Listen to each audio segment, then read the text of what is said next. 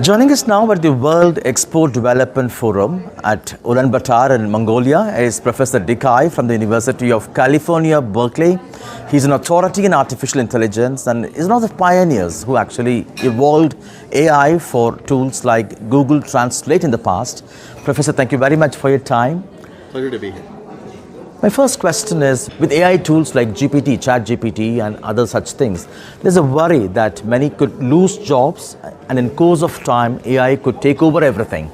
As an expert, what will be the response? Well, I think that it is absolutely true that a lot of traditional types of jobs will have to evolve. Some will get displaced.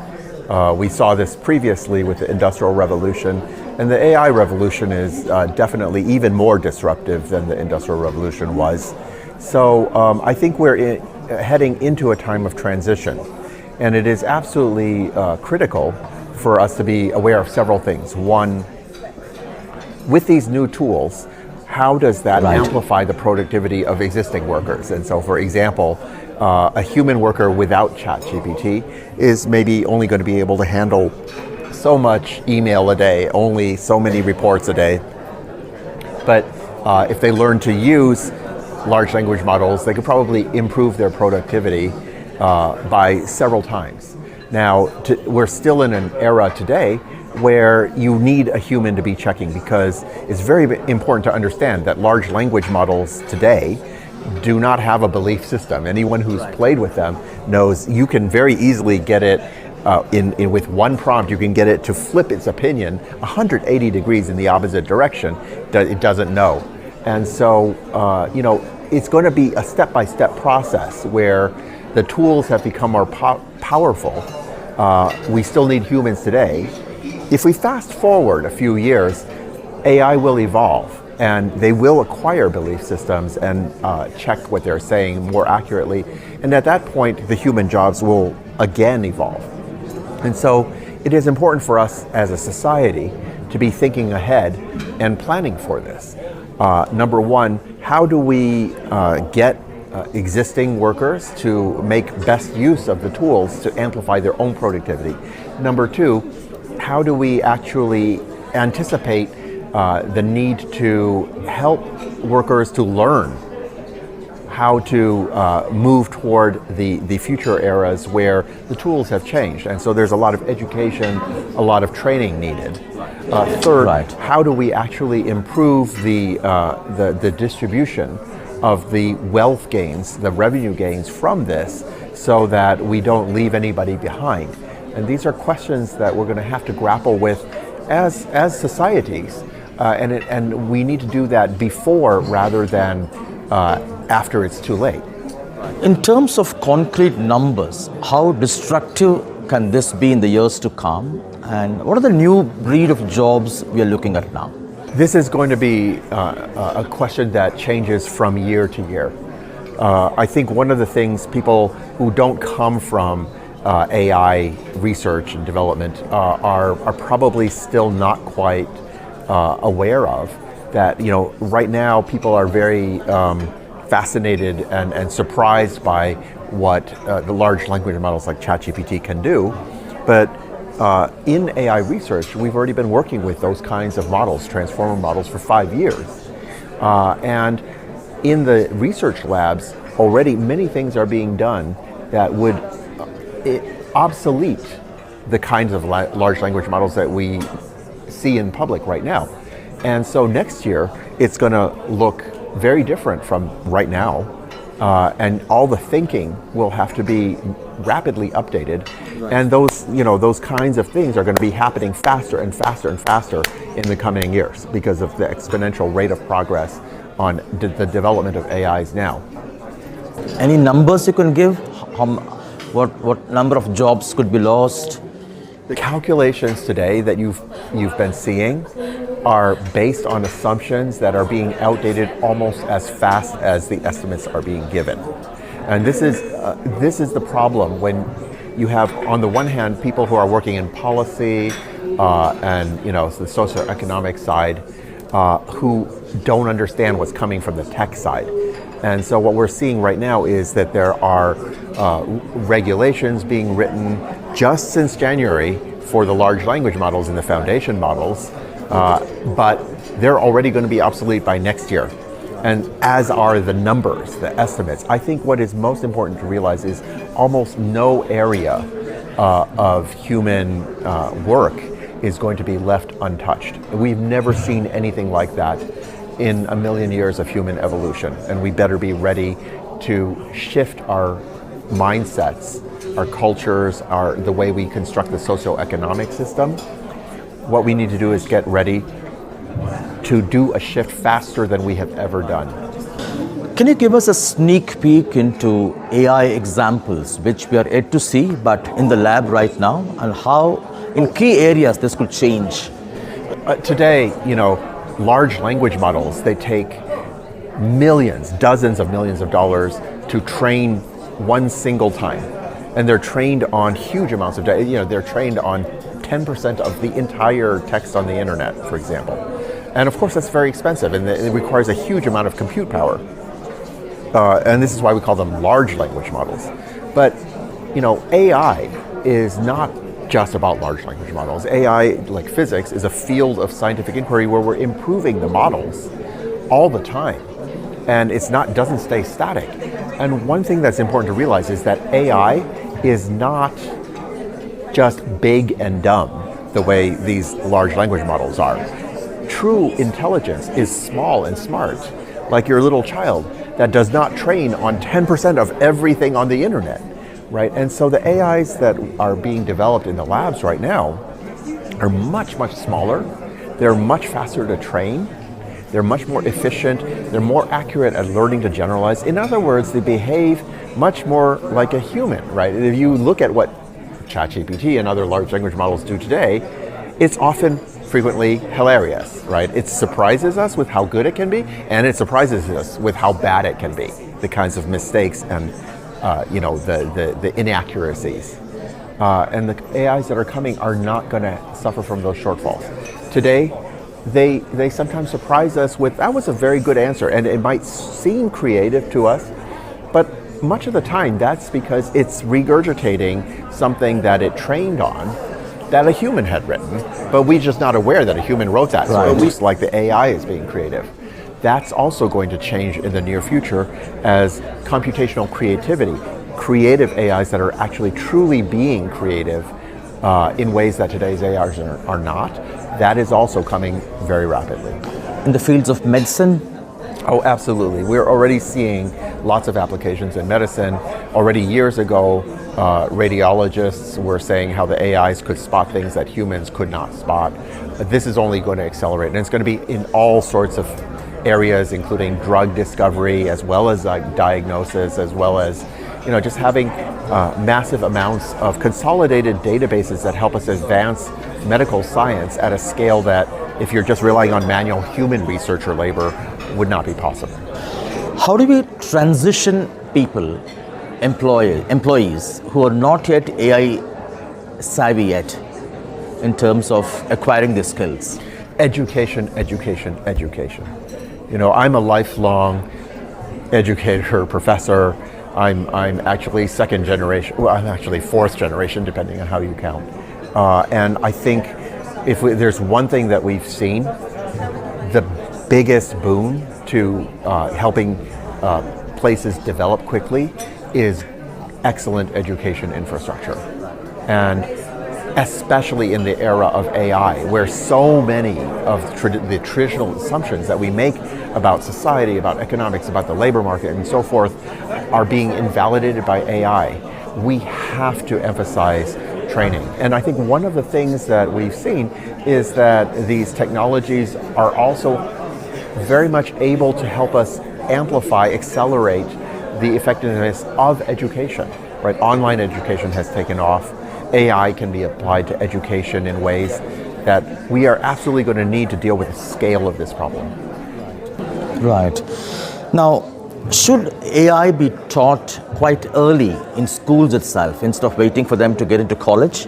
Absolutely, and not just AI. So one of the things, again, to bear in mind, AI is a field of scientific inquiry. There are so many different modeling approaches within that field, right? And so which ones do you teach? Do you just teach the flavor of the month, which happens to be large language models based on transformers? That's going to be obsolete in a couple of years. So what do you actually teach? And it goes back to fundamentals. I think one of the things that we really do not teach well in most parts of the world right now is really orienting all of our critical thinking skills around the scientific method, around empiricism, right?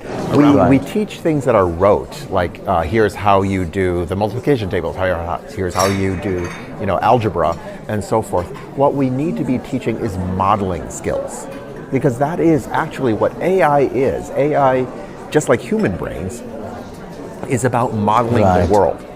And the way you do that is by looking at the empirical data and then assessing in logically consistent ways various hypotheses and checking them, empirically validating them in statistically significant ways.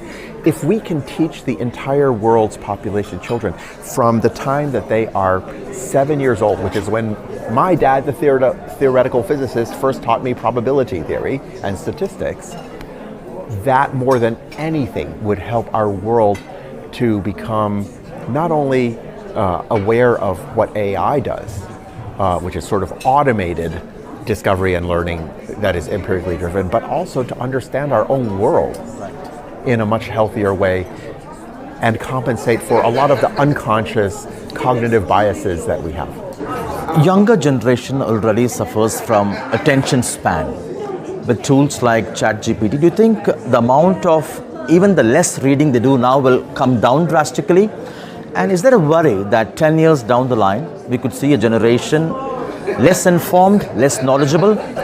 I think there is always that worry. I think that, there's a tendency for every older generation to bemoan the next generation because they operate differently. I think AI has the power to actually make the young generation far more knowledgeable than we are. But that depends on societal guidelines for the AIs that determine what we see and what we don't see. And this is something that we don't have today. So today, tech companies are free to make their own decisions about the AIs that, that whenever you Google something, whenever YouTube makes a recommendation, whenever you open your Twitter or your TikTok feed, what's happening is those companies' AIs are deciding what you see, and by definition, they're deciding what you do not see. And there are no guidelines right now that tell the tech companies, it's not healthy to just simply decide what people do not see, that they only see what they want to see, because that drives a very incomplete picture of our world. It drives heavy polarization because you only see things from your own side. And that, in the era of AI, is probably one of the biggest risks that we face both domestically and geopolitically. Artificial intelligence is also being commercially exploited. You have a situation like the social media directing us what we like, directing us to see what we like, e-commerce platforms directing us to buy what they want us to buy but not giving us a good choice, political parties building a fake narrative which could be divisive, polarizing. Do you think there's a need for a set of guidelines to make sure AI is also democratic and fair? Absolutely, and I think this is one of those questions where we need to take a big step back and ask, what does democratic mean? Imagine, for example, that you have a kindergarten class, and now you say, we're going to be democratic, all of you kids vote what we're going to eat for lunch. What's going to happen? They're all going to vote for candy and ice cream for lunch.